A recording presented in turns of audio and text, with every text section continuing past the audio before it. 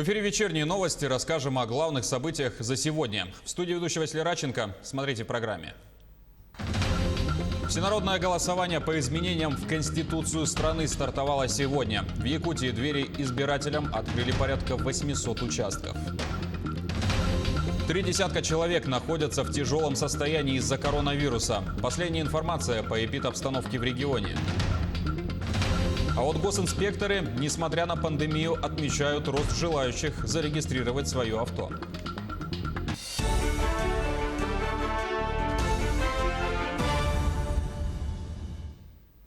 Всенародное голосование по изменениям в Конституцию страны стартовало сегодня. В Якутии заработали порядка 800 избирательных участков. Из них в Якутске 114. Как обстоят дела с мерами безопасности? Каков порядок проведения и можно ли проголосовать вне участка? Расскажет Сырглана Неустроева. Для того, чтобы осуществить голосование, во время жесткой самоизоляции была проделана колоссальная работа. Порядка 3000 человек, члены избирательных участков республики, сдали анализы на наличие коронавирусной инфекции в организме. И не зря были выявлены люди и с положительными результатами. Разумеется, в таких случаях состав специалистов незамедлительно менялся. Свое мнение о безопасности голосования высказал и глава республики. Процесс весь организован правильно, так как у нас прописано в наших же инструкциях. Ну, конечно, бы хотелось, чтобы это было первый и последний раз такое голосование с такими мерами ограничений. Уверен, что эти ограничения все равно не помешают людям прийти и выразить свое отношение к этому важнейшему документу. Сама процедура голосования исключает все возможные риски заражения и по времени занимает буквально чуть более 5 минут. На каждом участке создана максимально благоприятная обстановка для каждого. Очень быстро, очень приятно, что встречают доброжелательно, дружелюбно, адрес и так далее можно сзади, как бы издалека там показывать и паспорт, и говорить, и, полный порядок, в общем. Но самое главное, чтобы люди поверили в то, что эти поправки очень нужны. Это прежде всего уже для людей, это новые обязательства исполнительной власти. Конечно, очень радует, что есть наблюдатели, то есть представители различных партий, представители общественной палаты, которые следят за верностью процедуры как таковой. Ну и, конечно, относительно самого документа, который мы обсуждали так долго, вносили предложения, я однозначно убеждена в том, что эта инициатива должна быть поддержана. Действительно, поправки в Конституцию затронут жизнь каждого. Остаться в стороне и выразить безразличие к голосованию значит безответственно подойти к собственному будущему. Право сегодня людей, придя для того, чтобы проголосовать, определиться, либо они за те поправки, которые предложены президентом и комиссией, и либо против этих поправок. Значит, простота голосования очевидна, поэтому, наверное, все граждане нашей республики должны прийти на избирательные участки и проголосовать. Голосование по поправкам пройдет с 25 июня по 1 июля. С собой голосующие обязаны иметь только паспорт, маску, перчатки и даже одноразовую ручку выдадут на месте избирательного участка. Главное помнить, выразить собственное мнение должен каждый. Сырглана Неустроева, Илья Сыромятников, Якутск. Почти 2000 избирателей Ивено-Бытантайского района намерены высказать свое мнение по поправкам в Конституцию страны. Более 100 проголосуют дома. Они заранее подали заявку на свой избирательный участок.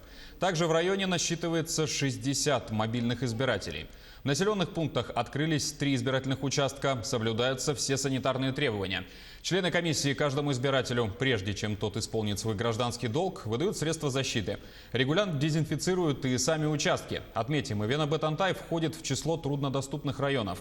Поэтому досрочное голосование в отдаленных поселках стартовало еще 17 июня. Всего проголосовали 55 граждан. В Понском районе для организации досрочного голосования заранее доставили бланки в труднодоступные и удаленные местности.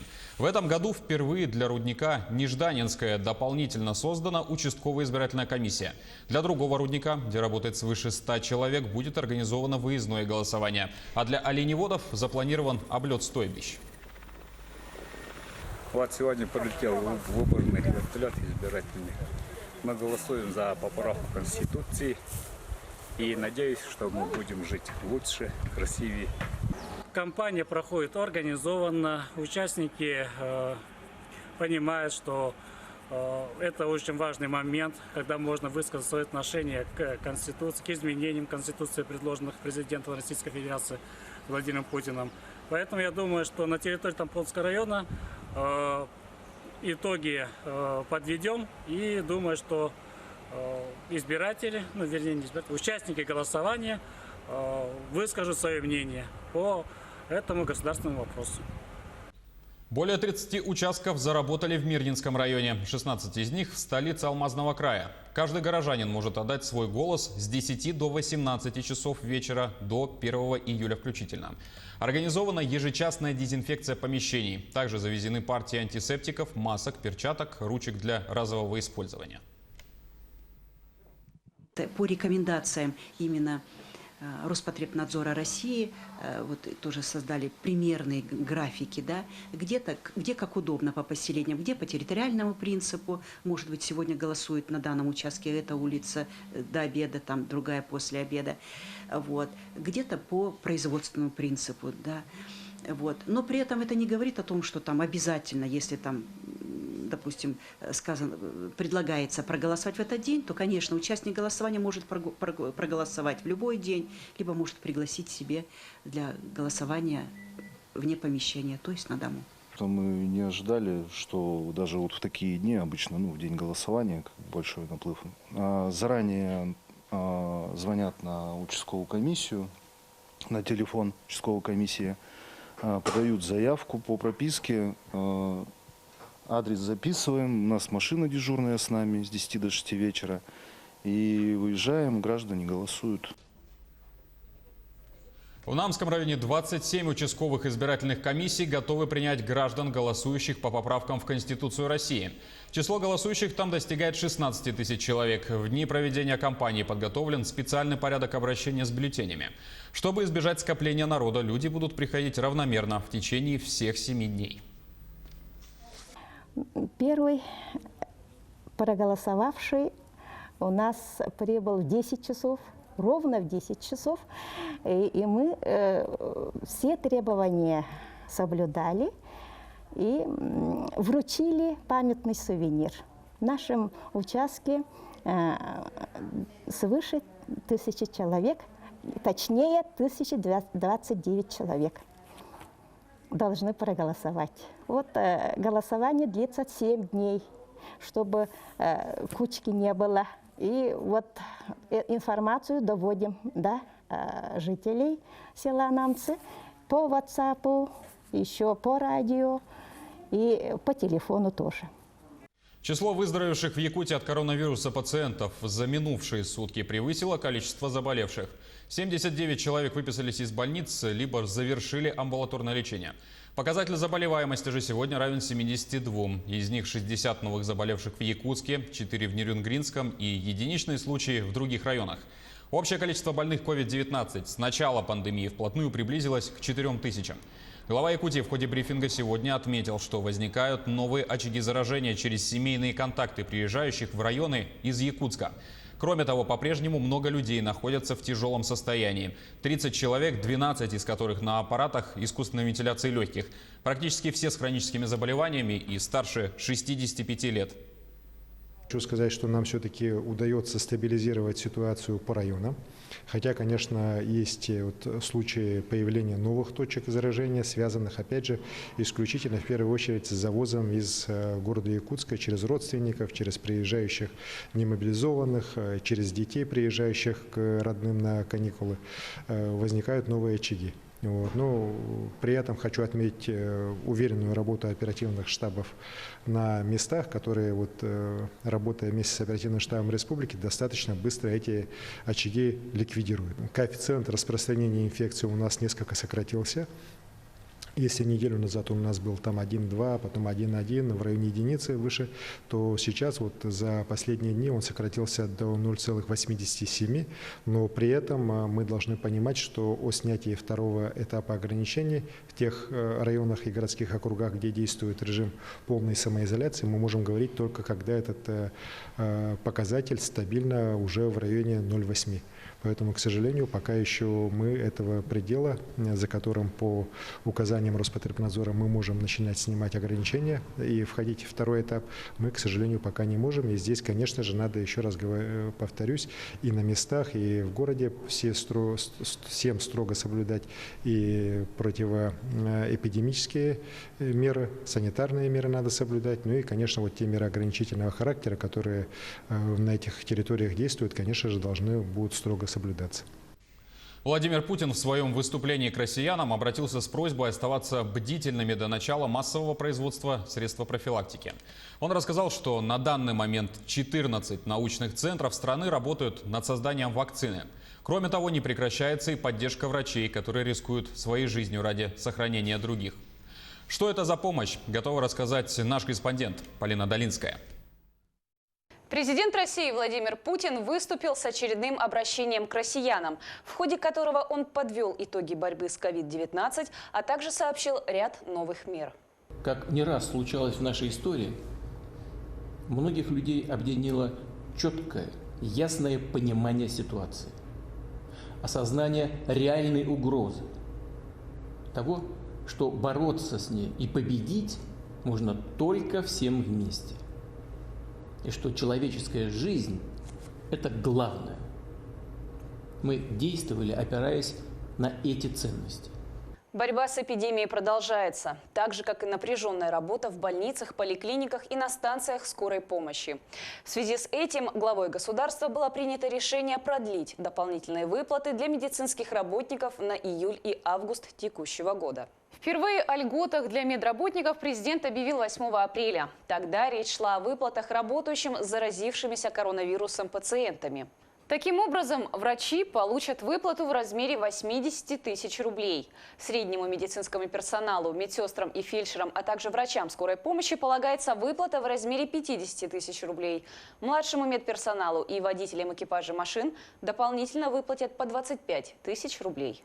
Принято решение продлить все эти выплаты на июль и август.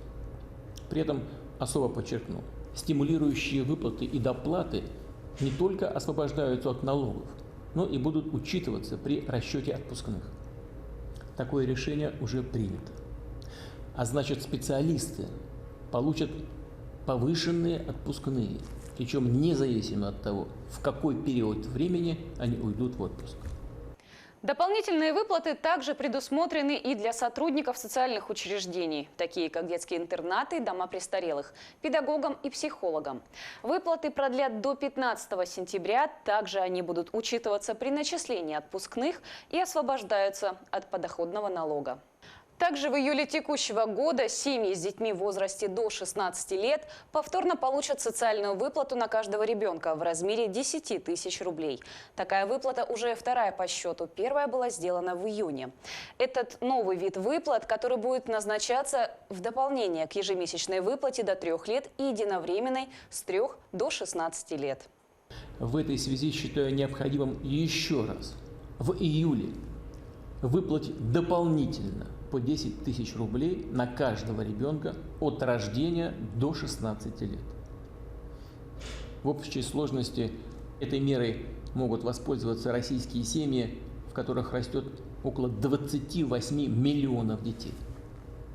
Сразу обращаю внимание, тем, кто уже получил июньскую выплату, вторая, июльская, будет проведена автоматически. Подавать повторное заявление на оказание этой помощи. Собирать какие-то справки не надо.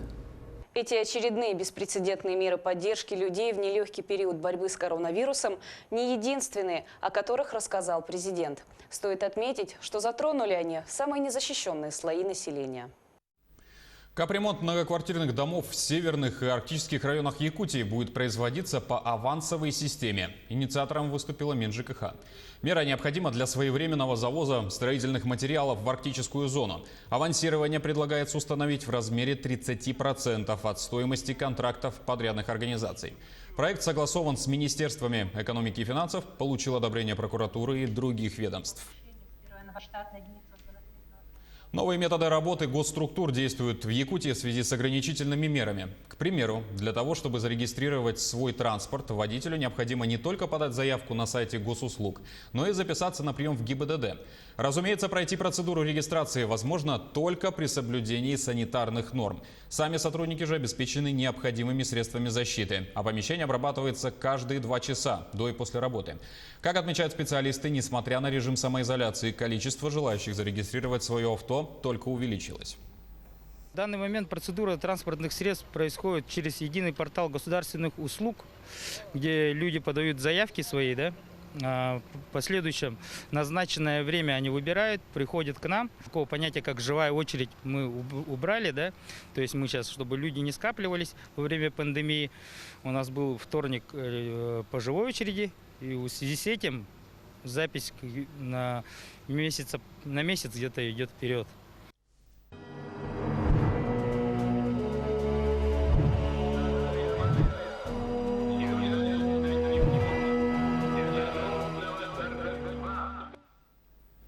Отгремели праздничные торжественные парады, посвященные 75-летию Великой Победы. Президент Владимир Путин распорядился провести их 24 июня. Дата выбрана не случайно. Именно тогда, в победоносном 1945 году, на Красной площади и состоялся парад победителей. О якутянах, которые стали участниками парада в Москве и в других городах России, в материале нашего корреспондента Айсены Бурнашовой. В параде на Красной площади приняли участие свыше 14 тысяч военнослужащих и 234 единицы исторической и современной наземной техники. И прямо сейчас они выезжают из Красной площади и едут по Маховой улице. Водителем-механиком одной из боевой машины был и якутянин Денис Кырелов. Служащий Таманской мотострелковой дивизии участвовал в параде Победы в Москве впервые. Проходит колонна основных боевых танков Т-72Б3. Уже в пешей колонне в этот день по Красной площади торжественным маршем прошел и якутянин, курсант 4-го курса Высшего военно-морского училища имени Макарова Николай Петров.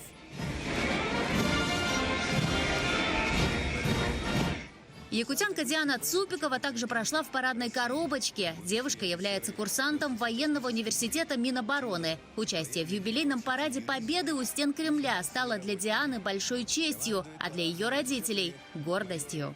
Моя дочь Цупикова Диана была участницей 2 парадов. Парад Победы для нее – это большая ответственность и доверие. Это колоссальный труд, требующий большой силы духа. Очень гордимся своей дочерью и внучкой. Диана является продолжателем военной династии. Сердце переполняет радость и гордость за свою родину, дочь, внучку, сестренку и племянницу, когда видим на Красной площади коробку девушек, где марширует и наша Диана.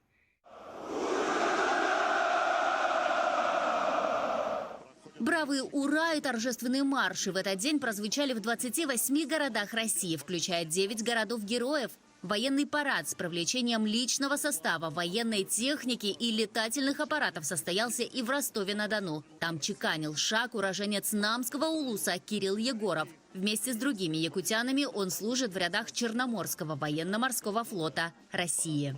Являюсь моряком большого десантного корабля «Цезарь Куников».